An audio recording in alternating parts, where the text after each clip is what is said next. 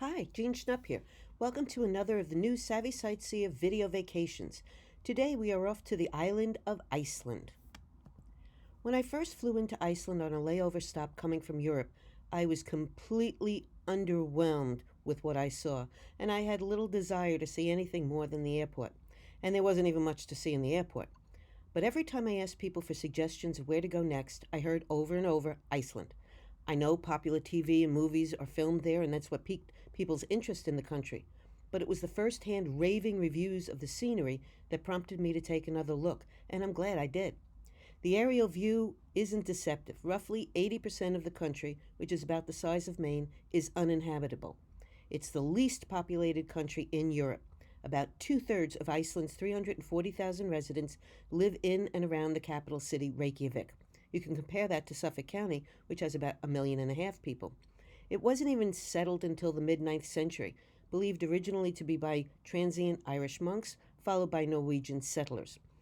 A short visit to Iceland's capital and nearby areas is akin to visiting multiple U.S. national parks in just a few days. There's majestic falls, geothermal pools, black sand beaches, shooting geysers, several UNESCO World Heritage Sites, and spectacular volcanoes. Iceland is one of the most volcanically active places in the world. And it is here where you find the fissure where European and North American tectonic plates meet. With such a diverse and compelling landscape, it's no surprise Iceland has been the backdrop of otherworldly TV shows and movies, including Game of Thrones, Star Wars, James Bond, and Walter Mitty, which has a great scene of Ben Stiller taking an epic skateboard run downhill into town. A custom unique to Iceland is naming children. There are no family names. You are either so-and-so's son or daughter, like Leif Eriksson, who was the second son of Eric the Red. That's why often there's a double S in the last name. Also, you keep your own name after marriage. Telephone number listings are organized by first and middle names, and there's a limited number of them from which new parents can choose. It's their way of ensuring the Icelandic identity and language. We'll move on from this first deceptive view of Iceland that I'd had and see how much there is to this island nation. We'll visit the capital and then travel along the two main tour routes, the Golden Circle Loop of historic, geologic, and cultural sites east of Reykjavik, and then go along the southern coast for its beaches and waterfalls. A lot has changed since that first layover. The airport, originally built by the United States military during its occupation of Iceland in World War II, has seen a huge increase in traffic.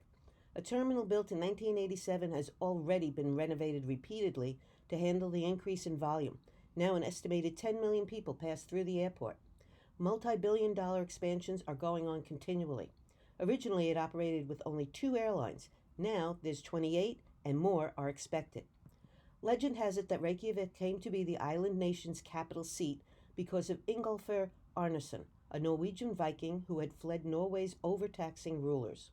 Nearing land in 874, he threw 2 pillars from his ruling high seat overboard and announced that they would settle wherever the pillars landed, putting their faith into the hands of the Norse gods.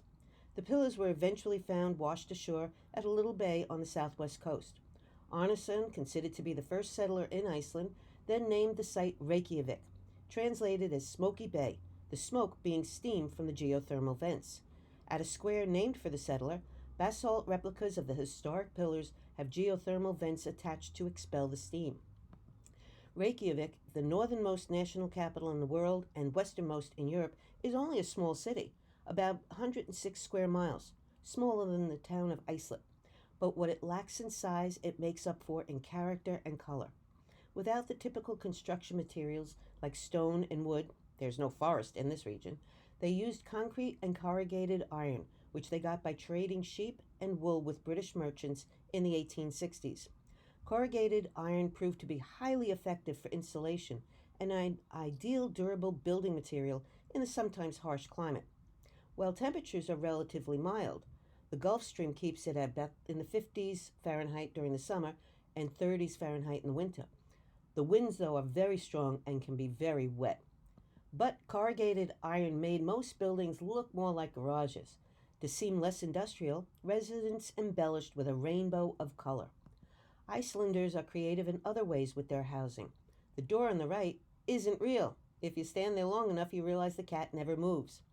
And then there's the wall poetry like these on several buildings. I went on a sort of scavenger hunt to find some more. In 2015 and 16, a collaboration between an annual music festival, Iceland Airwaves, and the German art institution, Urban Nation, was formed. For this project, 10 bands and 10 artists joined forces in making street art inspired by songs of musicians performing at Iceland Airwaves. The Reykjavik city identified the buildings for the art projects, and an added bonus was that it reduced graffiti. Towering over the city and clearly visible from just about everywhere is the Hallgrímskirkja, an evangelical Lutheran church. It is both a parish church and a national monument in Iceland. Its stepped concrete facade is an ode to modernism while incorporating the unique geology of Iceland's basalt rock formations, sweeping volcanic landscapes, and glaciers, creating a sort of national architectural style. Commissioned by Icelandic Parliament in the late 1930s, construction started in 1945. It took over 40 years to build and can house about 7,000 parishioners. The tower tops out at about 240 feet and also serves as a radio mast. The building received very mixed reviews, though, when it finally opened in 1986. Many critics felt it was a blot on the city's landscape. They argued it was obscenely big and so ugly it insulted the aesthetic sensibilities of those alive and unborn alike. It ranks highly on lists of both the oddest churches and the most beautiful. As stark and simple as it is on the outside, the interior is also typical of Lutheran churches, which aren't nearly as ornate or dramatic as Catholic cathedrals, and continues with the stepped basalt look at the ends of the pews. These are unique in themselves because they flip back and forth so you can face front to the altar or back to face the choir for concerts held on the church's organ, the largest musical instrument in Iceland. It was inaugurated in December 1992 and is a German engineered organ that has over 5,000 pipes, weighs 25 tons, and stands about 50 feet tall. A popular annual event at the church is the International Organ Summer Program. Every week there are organ and choral concerts. Guest organists come from many other countries, including the United States. Their programs are specifically chosen for the church's organ and its large audience. Today, the church is a prime tourist site with almost 300,000 annually taking the elevator and 33 steps up to its bell tower for spectacular views like this. You can see I had perfect weather for picture taking. From this vantage point, you realize something's different than most other northern cities. You don't see chimneys. That's because the houses are heated by geothermal water. The hot water is so abundant in Iceland that it is used in understreet heating systems in a lot of towns to keep the pavements free of ice and snow. I asked a local what the average cost of water, electricity, and heat is per house, and it's only $30 a month. In some places, bread is baked by burying it in the ground. Something else you notice missing from Reykjavik's skyline: golden arches. This is the first capital city I've been to that doesn't have a McDonald's. In front of the church is a statue of Leif Eriksson. He's one of the most photographed attractions in Reykjavik. Likely, Leif is the best-known hero of the Viking Age. He was the first European to set foot in North America in 1000 AD, almost 500 years before Christopher Columbus's voyage. Never mind, he was on his way to Greenland and got a little lost along the way. The over 50-ton statue stands on a pillar made to resemble the bow of a Viking boat. Named the Explorer and the Blue Sky, the statue was a gift from the U.S. to commemorate an important anniversary in Icelandic history. It was designed by an American sculptor. Icelanders interpreted the gift as a formal recognition by the U.S. that Eriksson was indeed Icelandic, and gave them an important victory over the Norwegians who were trying to claim him as their own. The inscription on the back of the statue seemed to confirm this, as it refers to Eriksson as the Son of Iceland. Begun in 2007, the excitement surrounded the groundbreaking of the Harpa, planned to be a state-of-the-art concert hall and a shining example of Iceland's growing success. Construction, though, came to a thundering halt in October 2008 when there was a disastrous economic crash. City leaders wrangled over whether to abandon it, since it was only 40% done, or to finish. They opted to keep going, and so, Like the proverbial phoenix, the harbor rose from the brink of abandonment and opened in 2011. It had been a huge gamble during the financial collapse, but one that has definitely paid off. Not only is the harbor Iceland's largest work of outdoor art, it is considered one of the 10 best concert halls of the new millennium. It's also recognized as the best international conference venue in Northern Europe. The harbor area is also where you'll find small Vide Island, which shoots its lights north into the sky on selected nights. They come from the Imagine Peace Tower, the vision of Yoko Ono, who first lit it in October of 2007 to pay homage to her late husband John Lennon. I hope the Imagine Peace Tower will give light to the strong wishes of world peace from all corners of the planet, she said, adding, Iceland is so beautiful. There's a certain strangeness to it. I'd like to say it's magical. Around its base, Imagine Peace is carved in 24 languages. Every year it's lit from October 9th, Lennon's birthday, through December 8th, the day he was killed.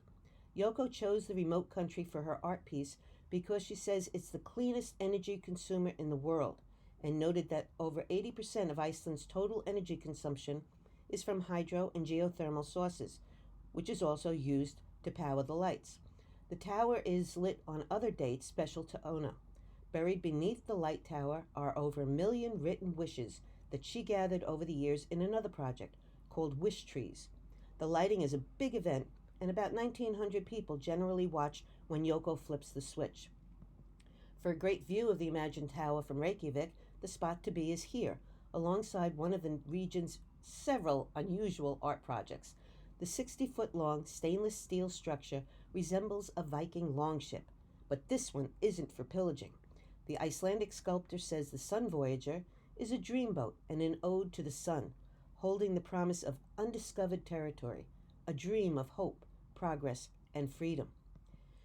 This one-of-a-kind statue is known as the Monument to the Unknown Bureaucrat. It was done in 1994 and depicts a common sight, the everyday faceless city official on his way to work, and is considered to be a tribute to the city's thankless civil servants. By the way, he is on his way into City Hall just across the bridge. It overlooks a lovely lake, Jornen, in the center of Reykjavik. In the winter, ice skating on the lake is a popular diversion. The water carrier is another example of Reykjavik's unusual sculptures. Its 7-foot pyramid form suggests strength and stability, which is important since it depicts the women who carried water year-round to every household in town, regardless of the weather, right up until the municipal water utility finally came online in the 20th century. Icelanders are very proud of their heritage, with a number of very different museums to explain different aspects of it. One of my favorites is the Purlin, which opened in 1991. The building has an immense glass dome that sits on 6 water tanks, 4 of which each carry 4 million liters of geothermal water. All of this is supported by a colossal steel frame, which acts as sort of a giant radiator. In the winter, when it's cold, hot water runs through the frame, while cold water is used in the summertime. The Force of Nature Corner is part of an overall look at the island's ever-changing geology. This immense visual brings to life the shifting face of glaciers, those frozen seas of ice that sit on the highest volcanic peaks. Flash flooding takes on a whole new meaning when a volcano erupts and suddenly melts huge chunks of glacier that flood down the mountainside. The Purlin is very modern, and I love how they use technology here. You can stand on any of the footprints and simply point to a part of the screen, and it will display key information and visuals about that particular spot. There's also a real, albeit man-made ice cave built in one of the Purlin's other 2 huge tanks. It's the first of its kind in the world.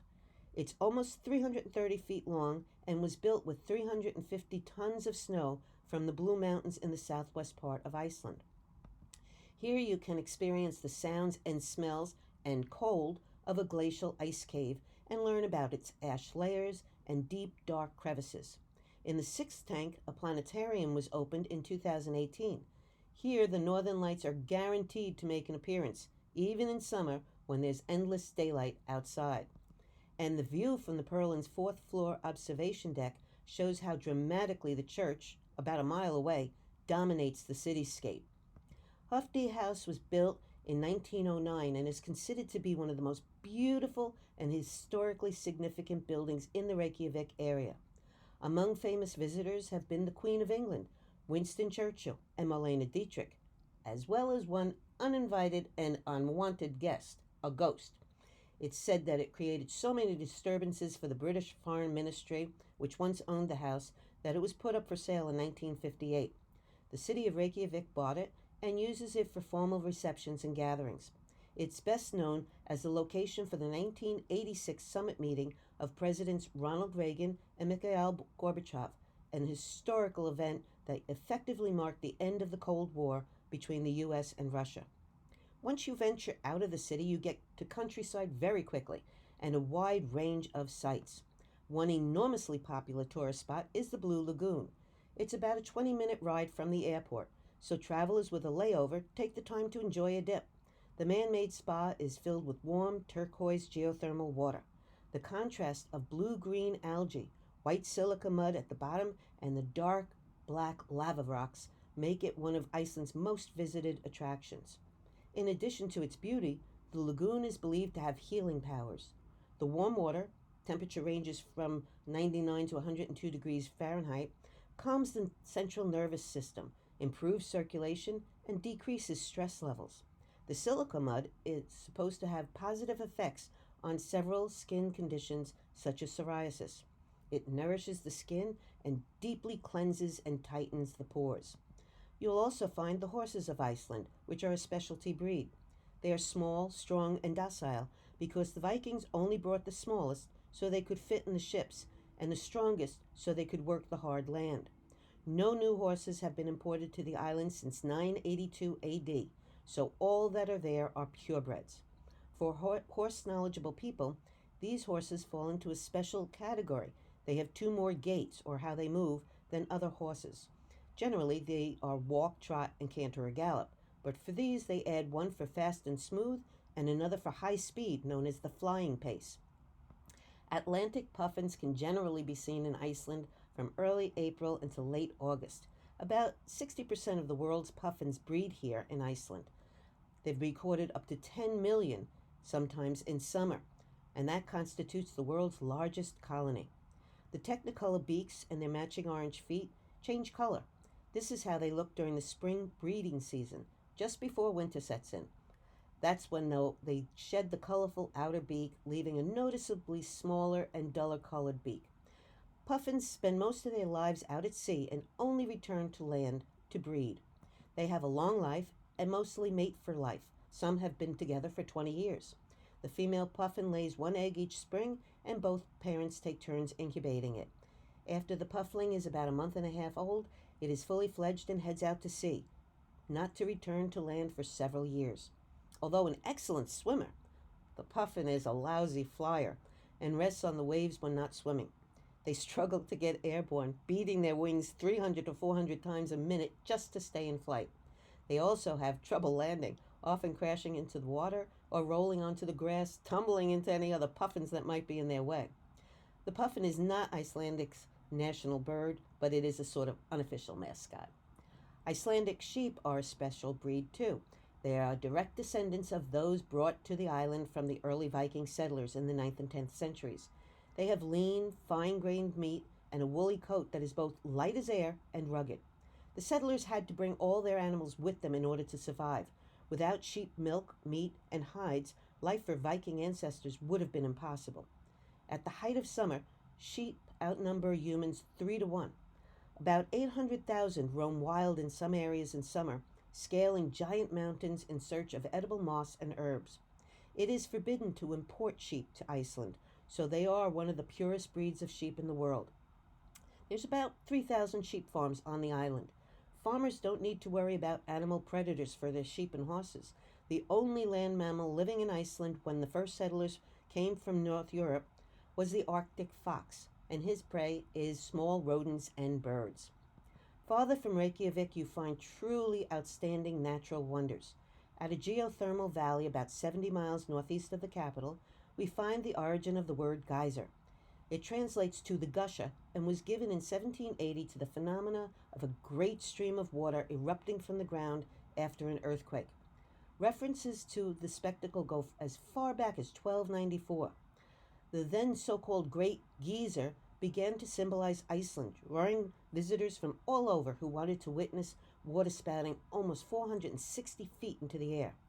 The white plume dramatically offsets the colorful surrounding sulfur, copper, and iron.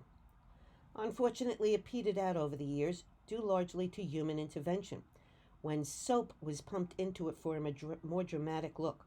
Instead, it damaged the vent's silica lining that kept the water from spewing upward instead of dissipating into the ground. Now, it only sporadically erupts. Nearby, though, is a reliably active geyser called Stroker. That blasts every 5 to 10 minutes at an average height of about 50 feet, though it's been recorded as going as high as 130 feet. Oh! I just love this guy's reaction to the plume. And then, a minute or two later, when surprisingly, a second plume erupted. Oh! He certainly enjoyed the spectacle. To avoid a repeat of the disaster that happened to the Great Geyser, Stroker is guarded against with ropes keeping visitors a good distance away.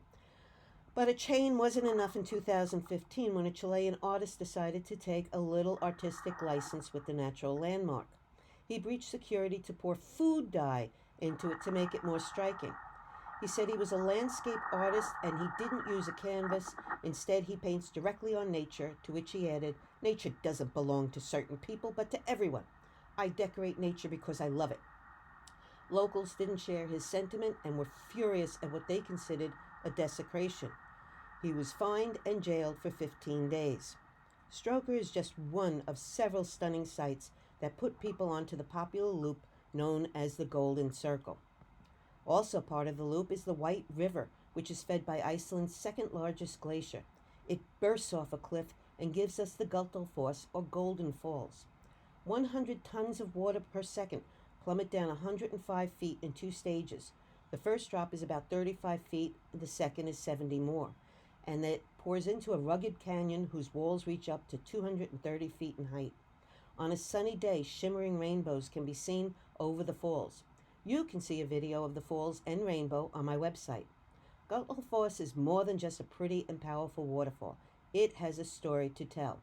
In 1907, foreign investors wanted to build a hydroelectric plant and harness Gullfoss's power for electricity. But the falls were on private property. Farmer Thomas Thomasson refused, but in the end, somehow, investors were given a lease for the land. The farmer's daughter, Sigridur, launched a campaign against them. The effort took a physical toll on her. She'd walked barefoot 75 miles each way to Reykjavik to protest the venture. She even threatened to throw herself into the falls if construction started. She hired a lawyer, Sven Bjornsson, to negate the lease.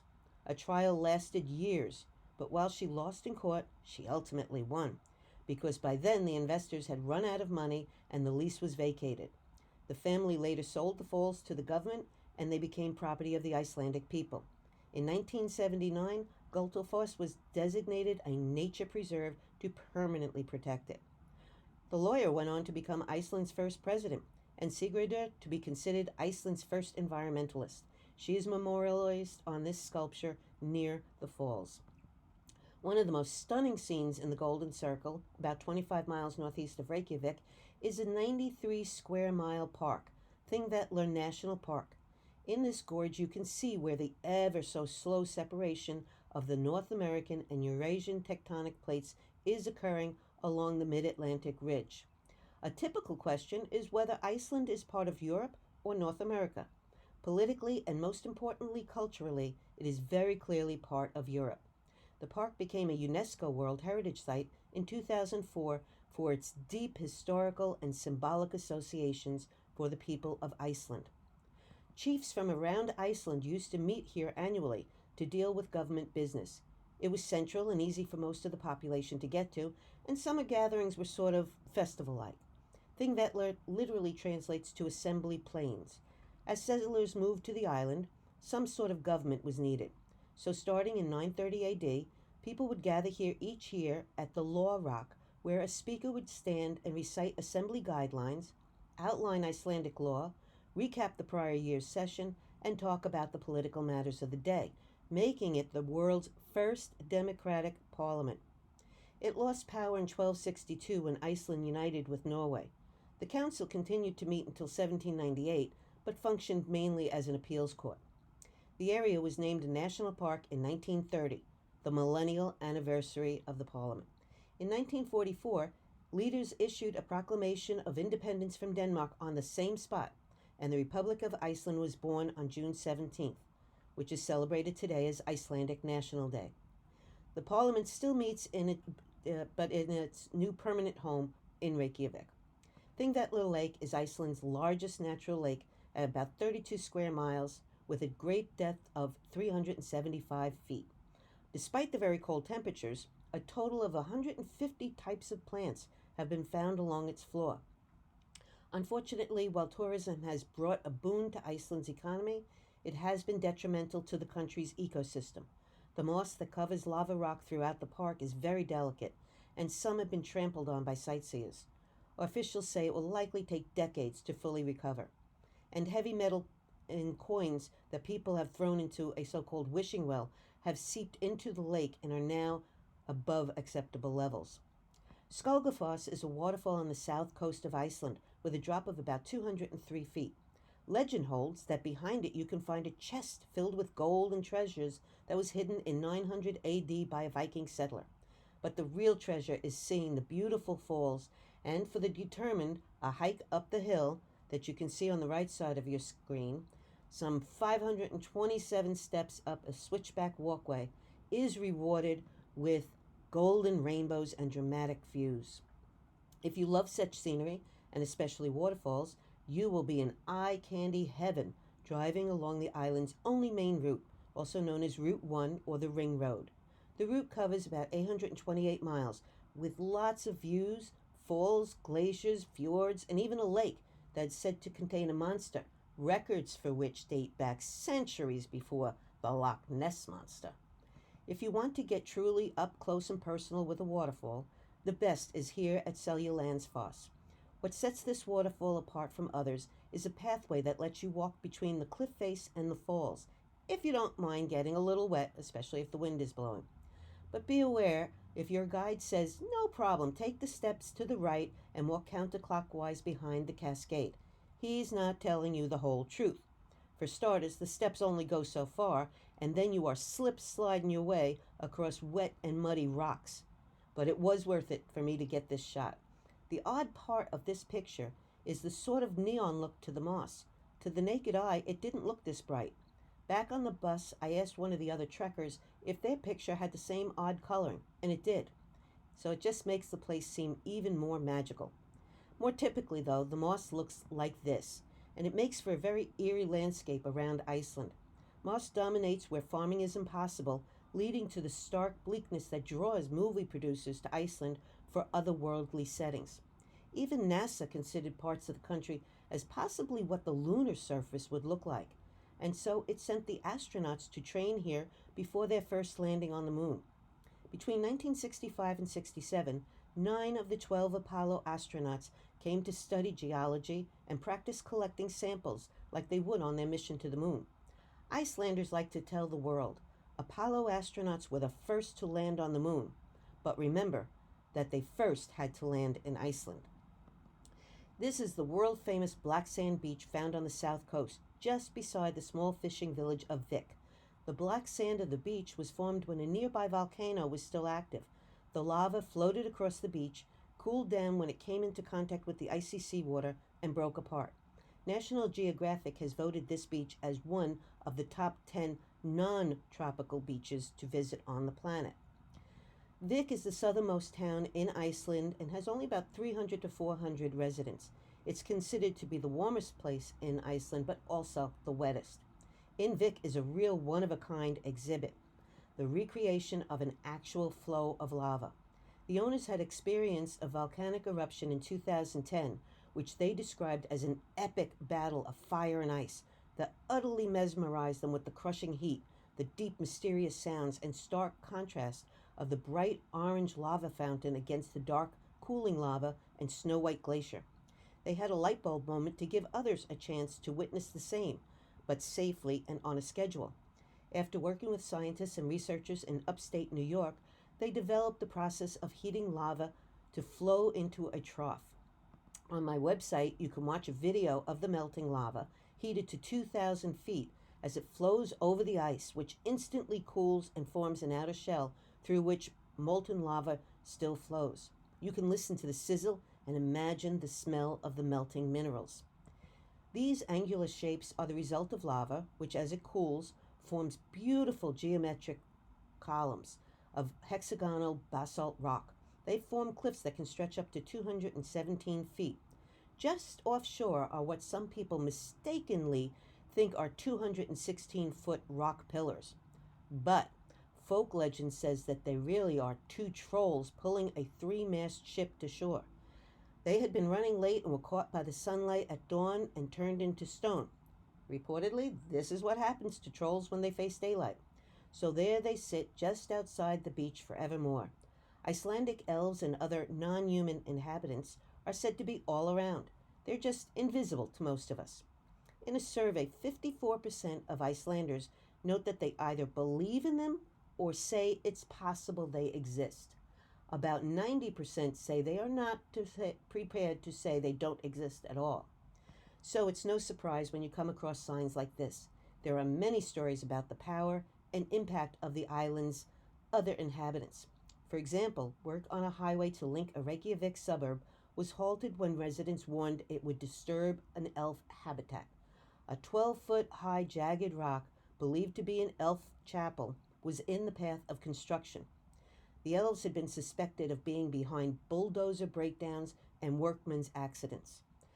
The matter was resolved when a local lady, who claims to be able to talk to the elves, mediated, and they agreed to the road as long as their chapel was carefully moved nearby.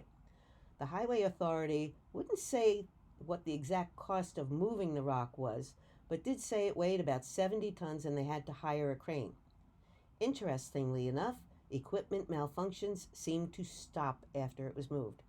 A University of Iceland professor of medieval Icelandic literature doesn't dismiss beliefs in unseen Icelanders. She explains the general sentiment. You can't live in this landscape and not believe in a force greater than you. I like to end all of my programs with the words of Dr. Seuss. Sometimes you don't appreciate the moment until it becomes a memory, and I like to add to that to always remember to celebrate the moments and treasure the memories. I hope you've enjoyed the program, and if you'd like to see more of Iceland or any of my European destinations, go to my website. If you have any questions about the program, email me or use the contact page on my website. When libraries are again offering programs, you can check my programs tab to see where I'll be. Until then, visit the library site for more video vacations by Savvy Sightseer. Stay healthy, stay home, and take care.